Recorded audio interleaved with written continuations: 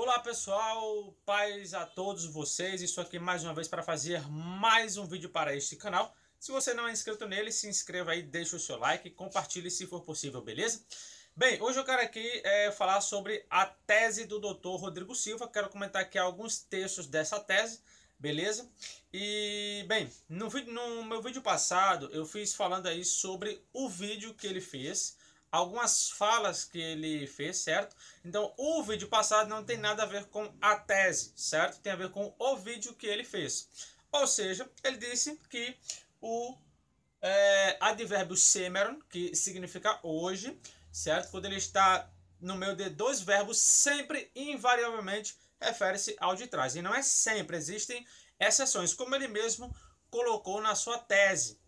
Inclusive, Lucas 4:21 e Lucas 19:9, ele mesmo coloca na sua tese, dizendo que ali são exceções e ele explica o porquê. Pois bem, o que acontece? Eu vou aqui falar sobre uma regra, certo? E vou comentar a tese dele, que se tem aí como regra, né?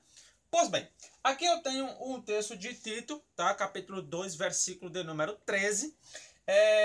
O que acontece? Esse texto ele é muito famoso porque existe aqui uma regra para esse texto. Não só esse, como outros também.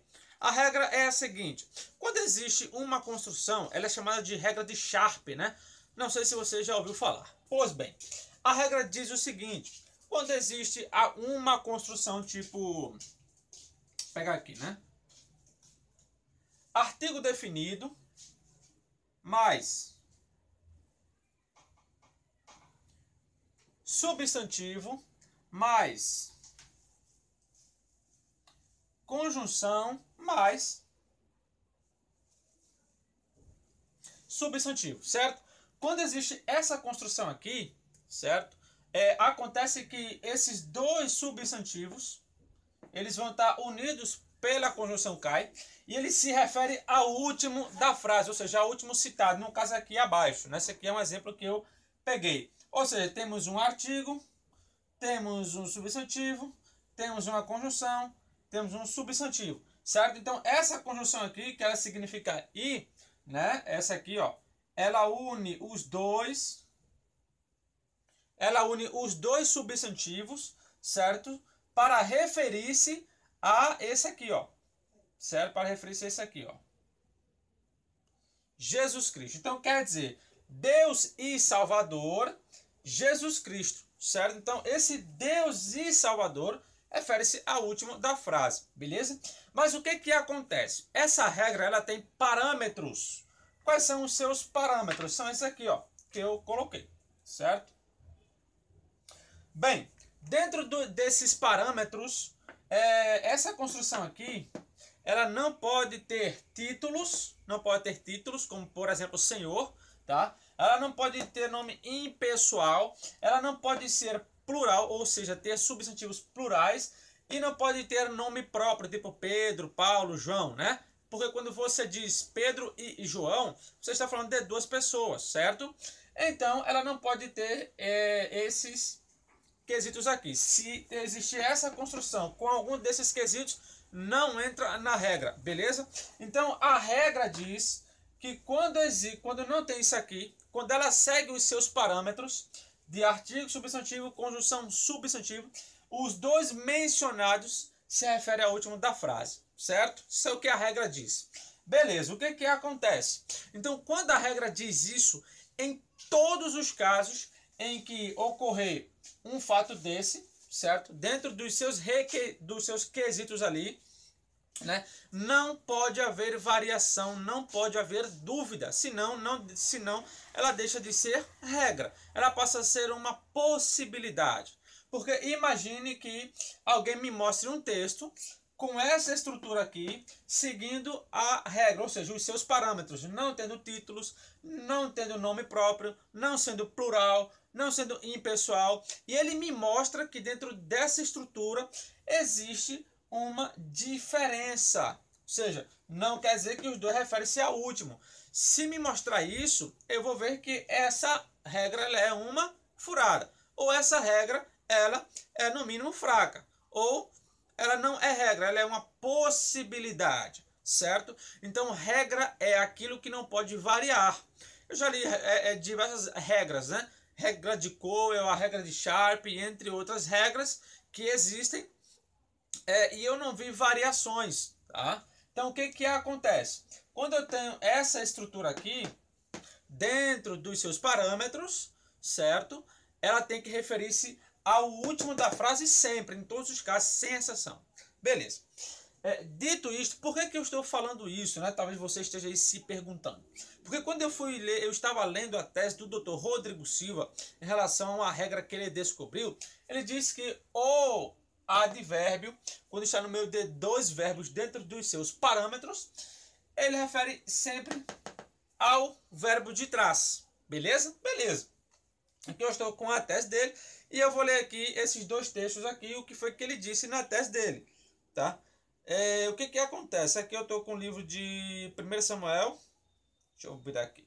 1 Samuel, lá na página 56, indo para 57, caso você tenha a tese, beleza? Eu vou fazer aqui, eu vou falar aqui do 1 Samuel. Aqui fala o seguinte, né? Golias, né, falando. Ele diz, né? Eu, no caso, ego, certo? Oneidissa, que é desafiei, eu desafiei, está no auristo, certo? É auristo da primeira pessoa do indicativo ativo, eu desafiei, né? O que ele desafiou? As tropas, que é a tropa, mas como aqui ele está dentro de um contexto que envolve tropas, então as tropas, né, de Israel, as tropas de Israel. Então Golias está dizendo, eu desafiei as tropas de Israel hoje, certo? Então esse advérbio aqui, ele qualifica o verbo de trás, que no caso seria esse aqui, certo? Certo. Aí continua, né? Fala assim, né? Ou nesse dia, no caso aqui, ó, nesse dia, né? Dai-me, que dai-me, certo? Dai-me um homem, né? Para eu lutar contra ele mano a mano. Vamos usar aqui a nossa linguagem, tá? Então, aqui Golias está falando, né? Hoje eu desafiei as tropas de Israel. Pois bem, o Dr. Rodrigo Silva, ele diz que esse advérbio aqui, olha o que é que ele fala. Esse advérbio qualifica esse verbo de trás ou o verbo da frente dai? Então, o Dr. Rodrigo Silva diz: embora a fluência textual, mais uma vez, pareça favorável à primeira leitura, esse texto não tem solução definida. É possível se fazer as duas leituras ou ainda desvincular o sêmero de enterremera, no caso isso aqui é enterremera, tá? Cadê? Neste caso, ele qualificaria o primeiro verbo. Beleza, então o Dr. Rodrigo Silva diz, na sua tese, que esse texto aqui ele não tem solução definida. E que os dois, ou as duas ideias poderiam aqui ser faladas. Ou seja, Golias poderia ter dito, eu desafiei hoje as tropas de Israel, como ele poderia ter dito, eu desafiei, no caso, eu desafiei as tropas de Israel. Aí, pausa, né? Aí, hoje neste dia, dai-me um homem. Então, se essa fosse a leitura, esse advérbio qualificaria esse verbo aqui, tá? Então, ele diz aqui que as duas leituras são possíveis. O que isso aqui me soa como tipo, eu não consigo entender isso aqui como mais uma regra, mas como uma possibilidade. Por que não como regra? Porque regra não pode variar. Regra, ela tem que ser regra, tem que seguir aqueles fatores. Quando ela desvia daqueles fatores que ela emprega, então ela vai deixar de ser regra, ela passa a ser uma possibilidade. Beleza. Então eu não vi até hoje uma regra que variasse, tá? Dentre todas que eu li, se o cara ele me apresenta uma regra e dentro daqueles parâmetros que ele colocou, tem coisas que não faz aquilo que ele disse que fazia, então não é regra. O máximo que pode ser são possibilidades, ou seja, maiores possibilidades do advérbio quando está no meio de dois verbos se referir ao de trás.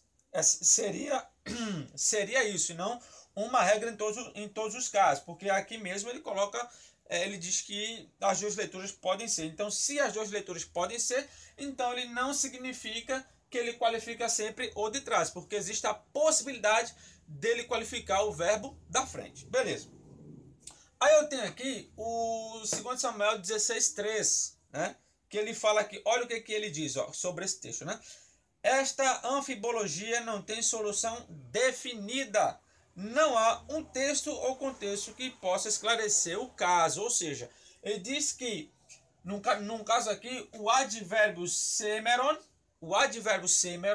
ele pode qualificar tanto disse, quanto pode qualificar me restituirá, certo? Ou restituirá, né? Então ele pode qualificar o verbo de trás ou o verbo da frente, beleza? Então, isso porque não tem uma solução definida. Então ele pode fazer menção aos dois, né? Ou seja, a ideia poderia ser pois disse hoje, ou pois disse hoje a casa, né, é o oikos, né, a casa de Israel me restituirá o reino, aí continua, de meu pai, certo? Então pois disse hoje ou pois disse, e continua, né? Então aqui vai existir também essa questão. Eu dei uma olhada no texto hebraico, os dois textos, tá? Em relação à vírgula, a pontuação de onde o texto hebraico ele coloca, né? Porque existe a questão do texto massorético, onde ele coloca ali as vírgulas, né? Respeitando vírgula e ponto. Aí as pessoas podem contar, mas não tinha vírgula e ponto num texto original ou na escrita antiga. De fato não tinha. Porém, é dito que os judeus eles já sabiam de cabeça onde colocar pausa e onde colocar ponto final de cabeça. Então não precisaria escrever. Por isso que isso veio posteriormente, tá? Bem, aqui eu tenho, por exemplo, né, o material do Edson de Farias Francisco, né? E quando ele inicia esse volume 1, ele vai aqui falar sobre a questão dos pontos, né? Para respeitar ponto, vírgula e daí sucessivamente. Ele diz aqui que ele vai seguir respeitando os acentos massoréticos do texto hebraico, certo? Beleza. Aqui o Edson de Farias Francisco, eu estou aqui com esse aqui é o volume 1, esse aqui é o volume 2, tá? Quando eu fui olhar esses dois textos, né? O Edson de Farias Francisco, que ele é pós-doutorado em língua hebraica, né? Ele é pós-doutor e ele é especialista em questão do texto massorético. Nesse primeiro texto, o texto hebraico, no caso a expressão hoje em hebraico, qualifica o verbo de trás, certo? Nesse aqui, o advérbio, no caso, qualifica o verbo da frente, porque aqui está, pois disse, dois pontos e continua, certo? Então, levando em consideração o texto hebraico, seria isso. Então, o texto grego iria seguir o mesmo parâmetro, né? Então, o que acontece? Então, eu tenho uma dificuldade em entender em relação a essa questão como regra. Eu entendo isso aqui como uma possibilidade maior em que o advérbio, no meio de dois verbos, ele faça menção ao verbo de trás, tá? Porque o Rodrigo, ele dá muitos textos de fatos na Septuaginta, onde o advérbio qualifica o verbo de trás, beleza? Quase todos os exemplos, ele sempre qualifica o verbo de trás, mas tem alguns casos também que ele diz que parece mais viável assim, tipo, ele não dá uma certeza em alguns pontos, beleza? Então, eu entendo que o texto de Lucas 23:43, ele está em discussão ainda, ele pode ser discutido se é o de trás ou se é o da frente, beleza? Essa é a minha posição por enquanto. Eu ainda não analisei um monte de coisa ainda que deve ser analisada, beleza?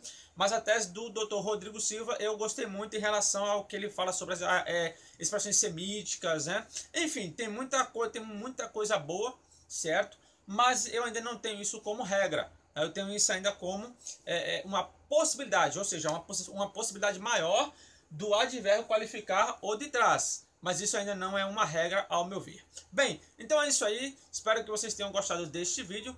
Qualquer coisa, comenta aí. Que Deus abençoe a todos vocês e até o próximo vídeo.